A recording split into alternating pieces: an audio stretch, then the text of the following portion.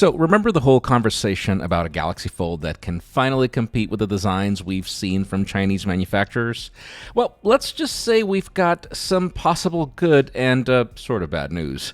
For the last couple of weeks, we've seen some subtle hints that Samsung is working on yet another product launch that could finally address how competition is just owning foldable designs.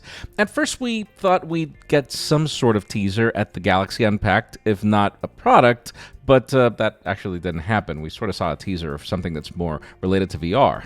Reports in this sense claim it'll still happen this year, but under an interesting launch approach. I'm Jaime Rivera with Pocketnow, and it's time for another deep dive, this time for a possible Galaxy Z Fold Special Edition.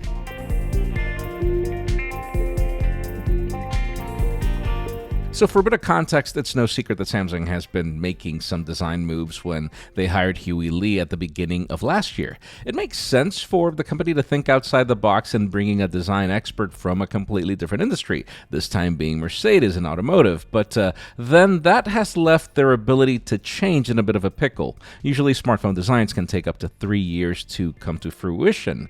We've seen it in how Chinese manufacturers took at least 3 generations to perfect their foldables. But then that's precisely the problem Samsung is facing. For competitors, the 3 years are already over, and for Samsung, we're barely at half of it. Seriously, a new approach could not come sooner, but we hear it won't be all the stuff that we've been wanting to get from the company. When it comes to the design, reports have it that Samsung is working on a new foldable smartphone called the Galaxy Z Fold Special Edition. This rumor has been backed by a couple of sources, and now we have a possible image of what this might look like. At first glance, it looks a lot like the Galaxy Z Fold 6, which makes sense, but one big difference is that this special edition is thinner.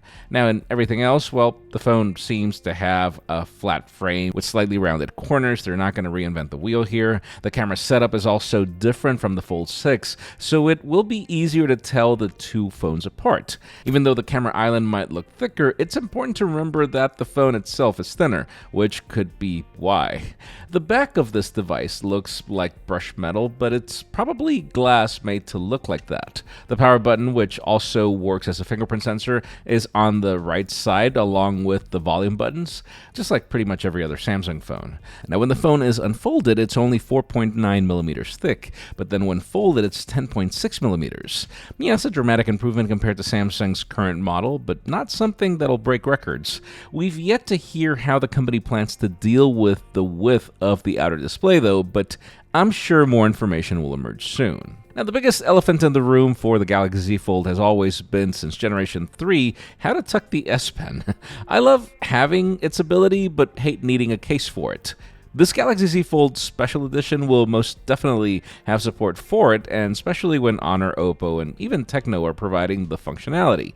Yes, I know this goes against an earlier rumor that said that we wouldn't be getting an S Pen, but I see it highly unlikely given how it continues to be Samsung's differentiating factor. Now, will it work on the outer screen of this device? It's really hard to tell. Now, all that being said, even if the phone does support the S Pen, it will most likely not be in a slot inside it. I mean, even when we saw thicker prototypes at the company's design studio that had an S Pen tucked in, the impact on the overall footprint and the heft of the design was just outrageous. So it does make sense for the trend to continue.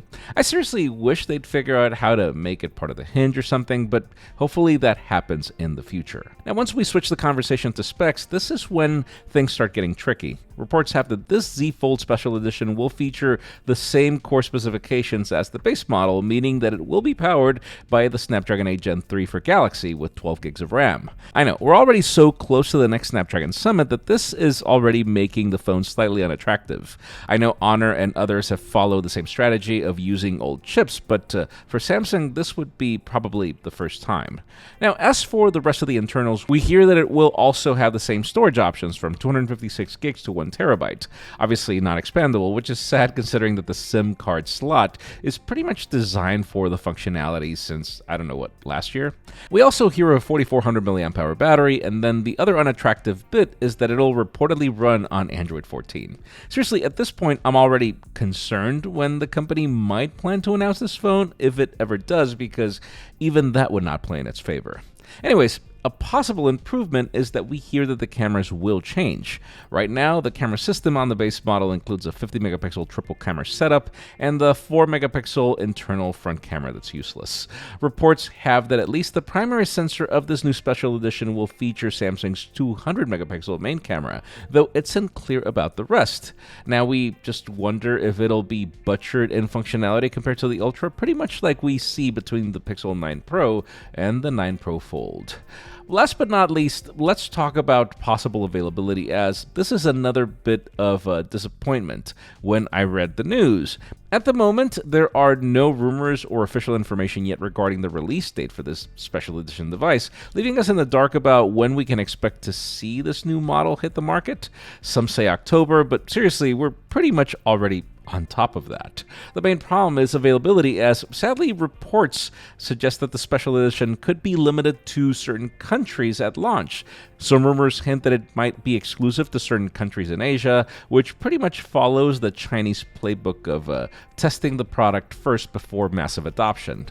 This could mean that users in other parts of the world, like Europe or North America, might not have access to it, at least not at launch, in order to test the waters with less of a risk, which we know it's probably the way we just cover these products in the United States and other countries.